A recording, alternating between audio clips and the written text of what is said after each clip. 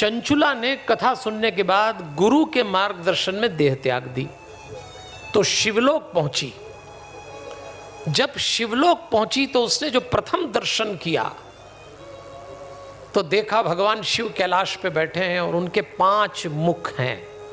शिव पुराण में भगवान शंकर का जो पहला दर्शन आया वो पंचमुखी आया है। आपने भी कई बार पंचमुखी शिव मूर्ति देखी होगी। शिव पुराण के पहले शिव दर्शन पंचमुखी हैं। बड़ा सुंदर उद्देश्य इसका। 5 मुखी शिव का मतलब होता है कल्याण के 5 रूप होते हैं। कल्याण के 5 रूप। जब हम कहते हैं ना वेलफेयर का मतलब क्या होता है, आइए बताइए। आज शिव जी अपने 5 मुख से हमको बता रहे हैं। कल्याण का पहला अर्थ होता है सुख, दूसरा अर्थ होता है शांति, तीसरा अर्थ होता है स्वास्थ्य, चौथा अर्थ होता है समृद्धि और 5वां अर्थ होता है परिवार। ये 5 बातें मिलती हैं तो पंचमुखी शिव तैयार होते हैं, जो हमको इसी क्षेत्र में कल्याण करना है।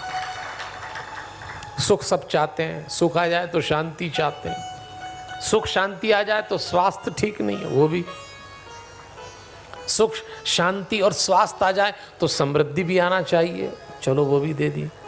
सुख शांति स्वास्थ्य और समृद्धि आ जाए तो परिवार में झंझट शुरू हो जाती है। तो 5 चीजें ठीक हों, ये पंचमुखी शिव का कल्याण रूप है। यह है एक्चुअल वेलफेयर। किसी के लिए इन 5 काम में से कोई काम कर दो, समझ लो कल्याण का काम हुआ। ऐसे कल्याण के देवता हैं। जब ये चंचुला मर के वहां पहुंची, मुक्त होके शिव और पार्वती के दर्शन किए, तो पार्वती जी ने उसको अपना सखी बना लिया। ये कथा इसलिए आ रही कि पुराण सुनने से क्या मिलता है, महात्मा की कथा है ना। तो पार्वती जी ने चंचुला को अपनी सखी बना लिया। सखी बना लिया तो एक दिन चंचुला ने उनसे कहा, देवी मेरे पति कहाँ हैं? मुझे तो मुक्ति मिल गई, भोग विलासी तो वो भी थे। पता लगाया, गंधर्वराज तुम्बरु से पूछा तो पता लगा वो तो पिशाच बन गया है। पार्वती जी ने शिव जी से कहा उसको भी मुक्ति दिलाओ, ये मेरी सेविका है। इसके पति को मुक्ति दिलाई, उसको भी दिलाई, वो भी आ गया। देखिए अब आप यहाँ एक विचार करने वाली बात है। पार्वती जी अपने पति शिव जी से एक बात पूछती हैं, ये मेरी सखी है, इसको इस बात का दंड दिया गया संसार में और ये भी आचरण से गिर गई, लेकिन शिव पुराण सुना तो वापस इसको शिवलोक मिला।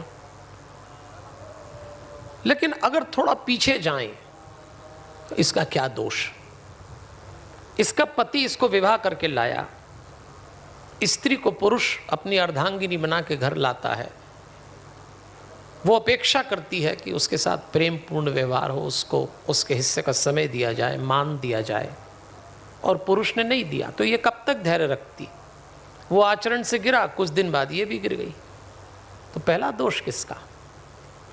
पार्वती जी ने पूछा शिव जी से। आज ये सवाल स्त्री पुरुष के बीच में घर घर में चल रहा है कि यदि आप हमारे नहीं हो सकते तो हम भी आपके क्यों हों। इसी से झगड़ा शुरू हो जाता। किसी के पास समय नहीं किसी के लिए, जिसको देखो वो एक दूसरे पे आरोप लग रहा है। जो लड़खड़ाया वो गिर गया, जो संभल गया वो बच गया। तब शिव जी ने कहा, देवी जीवन को जितना बाहर से जिया जाएगा गिरने की संभावना उतनी बढ़ जाएगी।